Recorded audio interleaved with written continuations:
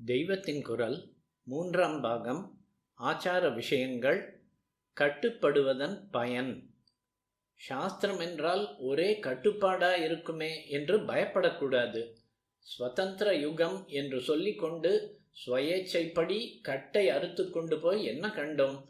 ஏதோ அவ்வப்போது ஒரு பெரிய மரக்கிளை காற்றில் ஆடுகிற போது அதன் விஸ்தாரமான நிழலில் துளி போல 2 இலை இடுக்கால் சூரிய வெளிச்சம் விழுகிற மாதிரி எப்போது பார்த்தாலும் இனம் தெரியாமல் பாரமாக மனசை அழுத்தி கொண்டிருக்கிற துக்க இருட்டில் இந்த சுவாதந்திரிய போக்கினால் 2 கீற்று சந்தோஷ ரஷ்மி துளி நேரம் ஆட்டம் போட்டுவிட்டு போவதை தவிர சாஸ்வத சௌக்கியத்துக்கு, நிரந்தர நிம்மதிக்கு இந்த சுதந்திரத்தாலோ சயின்ஸ் டிஸ்கவரிகளாலோ பொருளாதார அபிவிருத்தியாலோ நம்மால் என்ன சாதித்து கொள்ள முடிந்திருக்கிறது?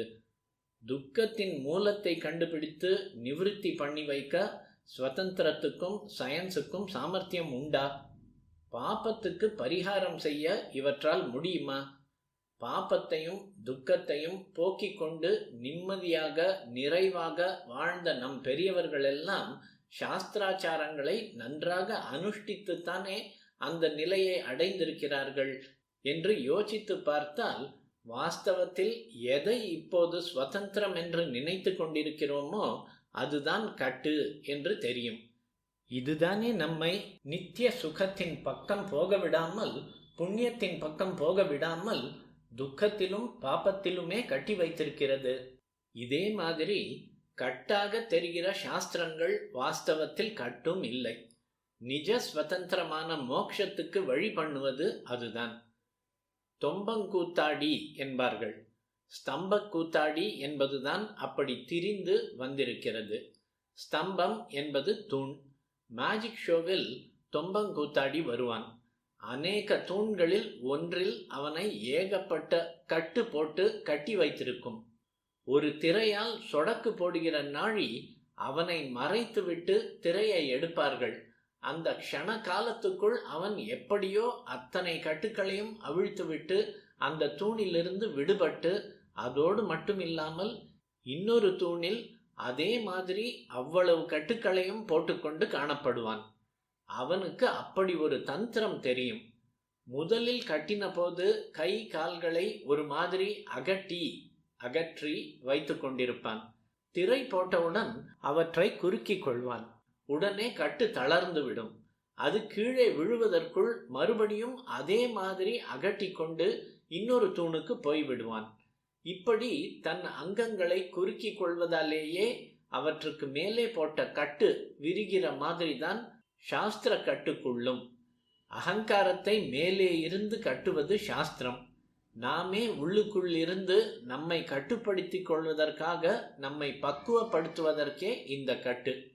மணி முடிச்சாக ஒரு கட்டு விழுந்து அதை அவிழ்க்க முடியாமல் ஆகிற போது என்ன செய்வார்கள் என்றால், அந்த கட்டை விட இறுக்கமாக இன்னொரு கயிற்றால் சுற்றுவார்களே தவிர இதை 2வது கயிற்றை முடிச்சாக போட மாட்டார்கள்.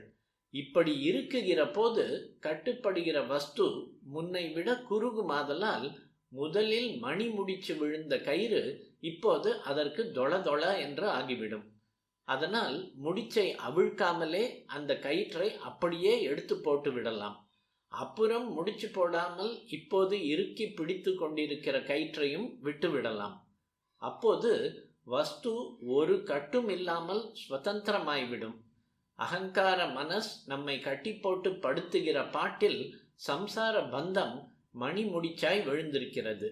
இப்போது இதைவிட இருக்க மாதிரி தெரிகிற ஆச்சார கட்டுக்களை போட்டுக்கொண்டால் அப்புறம் 2 கட்டும் போய் நிஜமான ஆத்ம சுதந்திரத்தை அடையலாம். கர்மா என்றாலும் பக்தி என்றாலும் ஞானம் யோகம் என்று எந்த பெயரை சொன்னாலும் சாதனா மார்க்கங்களெல்லாம் மனசை கட்டுப்படுத்துகிற ஒரே லட்சியத்துக்காக ஏற்பட்டதுதான்.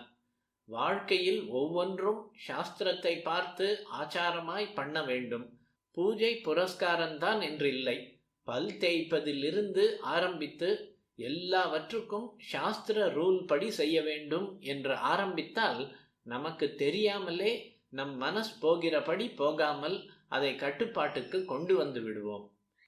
ஆச்சாரம் சிக்கனத்துக்கு ரொம்ப உதவுகிறது என்ற பாயிண்ட் இங்கேயும் வருகிறது. இப்போது மனசில் எழும்புகிற பலதரப்பட்ட ஆசைகளுக்காகத்தானே செலவெல்லாம் செய்கிறோம். கண்டதை தின்ன தோன்றுகிறது, சினிமா ஆசை, ட்ரெஸ் ஆசை என்று இவற்றுக்காகத்தானே செலவு செய்கிறோம். இந்த செலவுக்கெல்லாம் நிறைய சம்பாத்தியம் இருந்தால்தான் முடிகிறது என்பதால் தானே எத்தனை துராச்சாரமான தொழிலானாலும் எந்த அனாச்சார தேசத்தில் வேண்டுமானாலும் போய் பண்ணுவது என்று ஆகியிருக்கிறோம்.